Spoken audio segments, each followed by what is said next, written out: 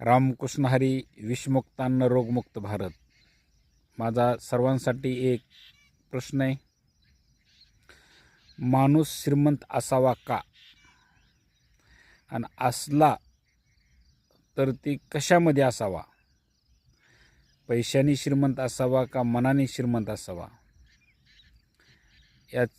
ही अनुभव करत असताना आपले स्वतःची परीक्षा होईल आणि 4-2 लोकांना आपण जर बारीक निरीक्षण केलं तर आपल्या लक्षात येईल की श्रीमंती काय असते. सर्वसामान्यांमध्ये सगळ्यात जास्त महत्त्व दिलं जातं पैसा आणि श्रीमंती.